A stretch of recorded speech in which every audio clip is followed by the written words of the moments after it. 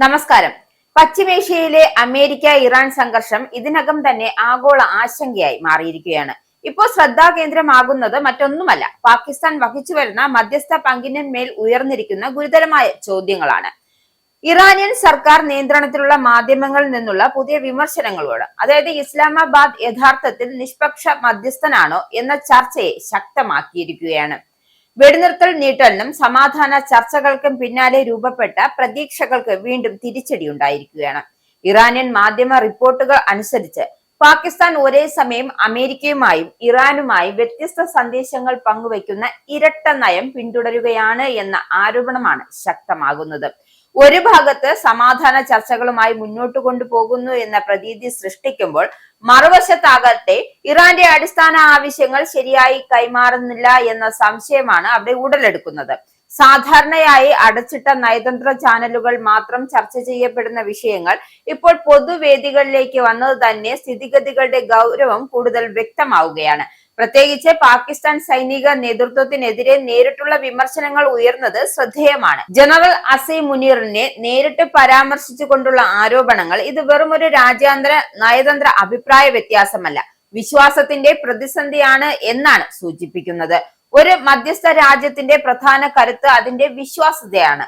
അത് തകരുമ്പോൾ ചർച്ചാ മേശയിൽ ഇരിക്കുന്ന എല്ലാ പക്ഷങ്ങൾക്കും, അതായത് സ്വാഭാവികമായി, അതായത് ഒരു വിശ്വാസം ഇല്ല എങ്കിൽ, വിശ്വാസം നഷ്ടപ്പെട്ടു കഴിഞ്ഞാൽ ഒരു മേശയ്ക്ക് ചുറ്റും ഇരിക്കാൻ ഒരിക്കലും ആരും താല്പര്യപ്പെടില്ല. എന്തായാലും പാകിസ്ഥാനിൽ നടന്ന മുൻ ചർച്ചകൾ വലിയ മുന്നേറ്റം ഒന്നും കൈവരിക്കാതിരുന്നത് ഇപ്പോഴത്തെ വിവാദത്തെ കൂടുതൽ സങ്കീർണമാക്കുകയാണ്. ഇറാന്റെ ആണവ പരിപാടി, ഉപരോധങ്ങൾ, സമ്പുഷ്ടീകരിച്ച യുറേനിയം ശേഖരം, സുരക്ഷാ ഉറപ്പുകൾ, പ്രാദേശിക സ്വാധീനം തുടങ്ങിയ നിർണായക വിഷയങ്ങൾ വ്യക്തമായ ധാരണയിൽ എത്താനായില്ല എന്നാണ് പുറത്തുവരുന്ന റിപ്പോർട്ടുകൾ സൂചിപ്പിക്കുന്നത്. അതുകൊണ്ട് തന്നെ മധ്യസ്ഥ ശ്രമം വെറും ഒരു സമയം നേടൽ തന്ത്രമായിരുന്നു എന്നൊരു സംശയവും നിലനിൽക്കുന്നുണ്ട്.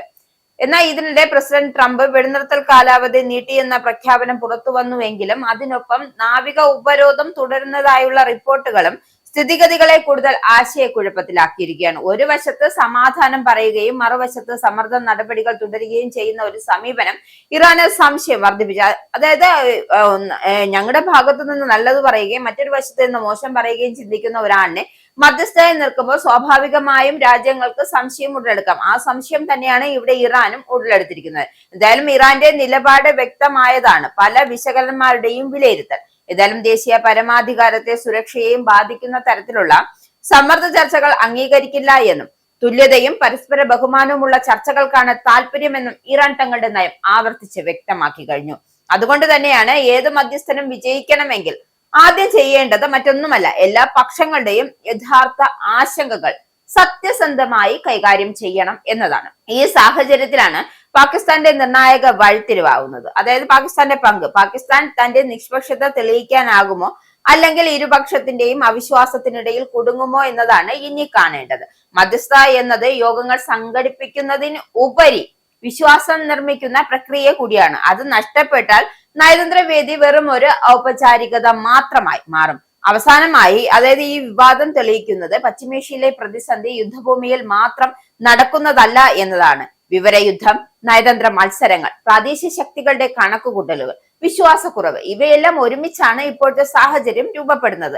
അതിലാർക്കും സംശയമില്ലതാനും. എന്തായാലും വെടിനിർത്തൽ നിലനിൽക്കുമോ, ചർച്ചകൾ പുനരാരംഭിക്കുമോ, അല്ലെങ്കിൽ പുതിയ ഏറ്റുമുട്ടലിലേക്കോ പ്രാദേശം നീങ്ങുമോ എന്നുള്ളത് അടുത്ത ദിവസങ്ങൾ തന്നെ രാഷ്ട്രീയ നീക്കങ്ങൾ തീരുമാനമെടുക്കും. എന്തായാലും അത് നമുക്ക് കാത്തിരുന്ന് തന്നെ കാണാം.